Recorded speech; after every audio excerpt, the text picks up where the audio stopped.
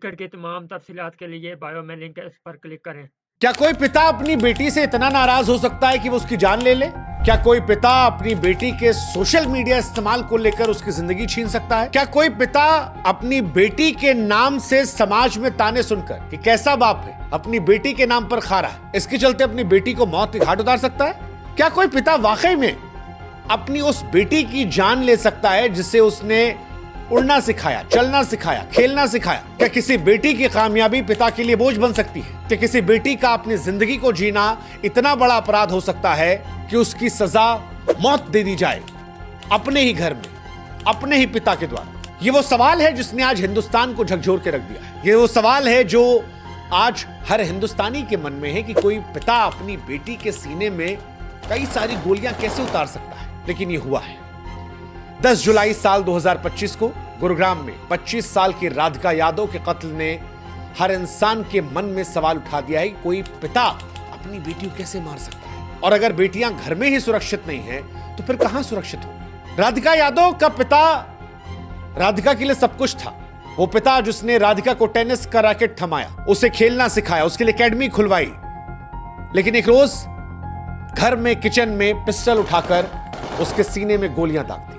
ये सिर्फ एक हत्या की कहानी नहीं है, बल्कि परिवार, समाज और सोच के टकराव की एक दर्दनाक दास्तान है। गुरुग्राम के वजीराबाद में 10 जुलाई सुबह 10:30 बजे एक धमाका हुआ। लड़की राधिका यादव के चाचा कुलदीप यादव, उन्हें लगता है शायद किचन में कुछ गिर गया या प्रेशर कुकर फट गया।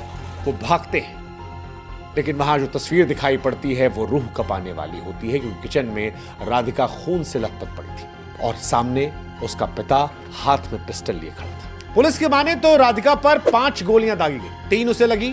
चाचा अस्पताल लेकर पहुंचे, लेकिन तब तक वो मर चुकी थी। पिता ने पुलिस के सामने कबूल कर लिया कि उसने अपनी बेटी को मार दिया, लेकिन सवाल है क्यों? राधिका कोई साधारण लड़की नहीं थी। शानदार खिलाड़ी थी, टेनिस की अच्छी रैंकिंग थी, कई राष्ट्रीय अंतर्राष्ट्रीय टूर्नामेंट खेले, गुरुग्राम में अपने दम पर एक एकेडमी बनाई, एक इंडिपेंडेंट लड़की जो जिंदगी जी रही थी।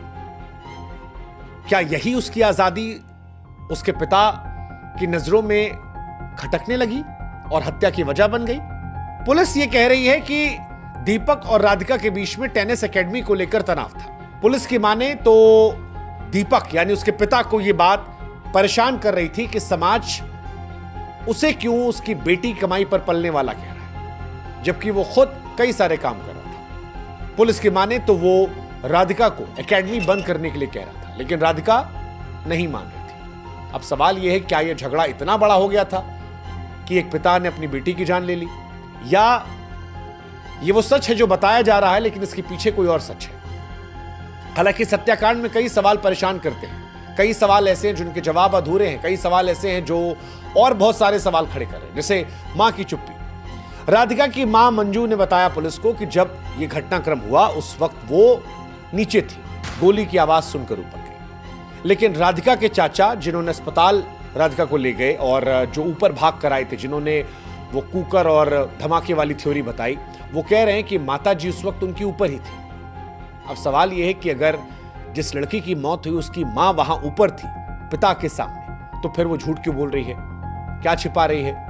या कुलदीप जो चाचा है वो झूठ बोल रहे हैं? दोनों में कोई एक तो है जो झूठ बोल रहा है और इस कहानी को छिपाने की कोशिश कर रहा है। दूसरा, राधिका का भाई धीरज कहां था? क्योंकि ना पुलिस को ना परिवार को उसका ठिकाना पता है। घर पर था, नहीं था तो कहां गया, और अगर था तो चुप क्यों है? सुबह के वक्त जब पूरा परिवार आमतौर पर साथ था, भाई और मां क्यों गायब थे?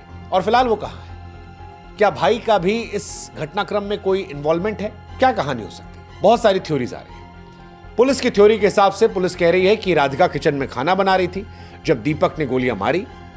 पुलिस ये मान रही है कि कोई गुस्से का मूवमेंट नहीं था, गोलियां मारी गई। ये साफ साफ बताता है हत्या पहले सोची समझी थी। लेकिन सवाल यह है, इतनी नफरत आई कहां से? इस मामले में सोशल मीडिया का भी एक एंगल है। राधिका सोशल मीडिया पर बहुत एक्टिव थी, सोशल मीडिया पर रील्स बना रही थी दोस्तों के साथ, परिवार के साथ। यह बात उसके पिता भाई को पसंद नहीं थी। उन्हें लग रहा था कि बीइंग अ स्पोर्ट्स पर्सन ये नाच गाना नहीं करना चाहिए। उन्हें ये बातें पसंद नहीं थी। उनको लगता था ये बातें इज्जत पर आती हैं। घर में इसको लेकर बहस भी हुई थी।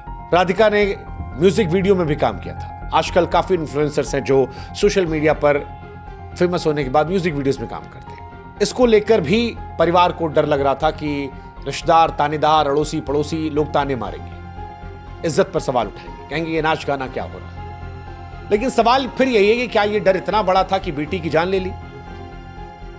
दीपक कोई गरीब आदमी नहीं था, कोई असफल आदमी नहीं था, प्रॉपर्टी डीलिंग का काम कर रहा था, लाखों रुपए कमा रहा था। राधिका के लिए उसने महंगे महंगे रैकेट्स खरीदे थे, पढ़ाई छुड़वाई थी ताकि टेनिस पर ध्यान दे सके, एकेडमी के लिए जमीन दिलाई थी। लेकिन सवाल यह है कि एक पिता जो इतना सब कुछ करता है, वो क्या बेटी की कामयाबी से इतना चिढ़ गया कि उसे जान ले ले? या थ्योरी कुछ और है? और अगर यह सच है कि कामयाबी के चलते जान ली है, तो जवाब समाज के तानों में छिपा है। लोग कह रहे थे कि बेटी कमाई पर खा रहा है। क्या यही बात उसके अहंकार को चोट पहुंचा रही थी? क्योंकि भारत में बेटों की कमाई जो है वो गर्व का विषय है। लोग कहते हैं कि बेटे ने पिता का नाम रोशन कर दिया, लेकिन जब बेटी कमाती है, नाम बनाती है, परिवार को संभालती है, तो समाज तंज कसता है, कहता है भाई साहब बेटी कमाई भी रहो। 2023 की state of working India report कहती है कि संपन्न परिवारों में बेटी के काम करने को अक्सर शर्मिंदगी माना आता है। क्या राधिका की आजादी और सफलता इसी सोच को चुनौती दे रही थी? यह हत्याकांड बताता है कि सोशल मीडिया मनोरंजन नहीं बल्कि परिवारों में तनाव का कारण बन गया है। भारत में 78 करोड़ लोग इंटरनेट का इस्तेमाल करते हैं और औसतन हर दिन 6 से 7.5 घंटे स्क्रीन बिताते हैं, दिन भर रील्स चलाते हैं। जब परिवार सोशल मीडिया पर इंटरफेरेंस करता है तो तनाव की घटनाएं होती हैं। हाल के सालों में रील और मोबाइल इस्तेमाल को लेकर कई हत्याएं हुई हैं। यह वही गुस्सा है जो पहले नशे और जुए की लत पर था। फर्क इतना कि यह जहर स्क्रीन में छिपा है। राधिका की हत्या एक अपराध नहीं बल्कि समाज की सोच की हार है, जो बेटी की सफलता को बोझ मानती है। यह पुरानी मानसिकता और नई पीढ़ी की आजादी का टकराव है। राधिका ने अपने दम पर कमाया, लेकिन उसी घर में अब वो आसानियां बन गई थी जो उसकी तारीफ कर रहा था। यह घटना सोचने पर मजबूर करती है कि समाज के तौर पर हमें सोच बदलनी पड़ेगी। बेटी कमाई, आजादी, उसके सपनों पर गर्व करना पड़ेगा। और अगर हम नहीं बदले तो कई राधिका इससे आती रहे। राधिका की कहानी चेतावनी देती है कि परिवार में सम्मान, समझ और बराबरी के बिना कोई रिश्ता सुरक्षित नहीं। समाज को समझना होगा कि बेटियां बोझ नहीं, गौरव है। और जब तक ये सोच नहीं बदली जाएगी, न राधिका बचेगी, न इज्जत का असली मतलब समाज को समझ में आएगा। ये घटना परेशान करती है, ये घटना सोचने पर मजबूर करती है। क्या कोई पिता जिसने अपनी बेटी को पाला, पोसा, बड़ा किया, स्कूल ले गया, कॉलेज ले गया, एकेडमी खुलाई, क्या वाकई में उसे मार सकता है? इंतजार रहेगा हमें इस खबर के सच के बाहर आने का। जब सच आएगा हम आप तक पहुंचाएंगे, लेकिन एक समाज के तौर पर यह खबर बहुत कुछ सोचने को मजबूर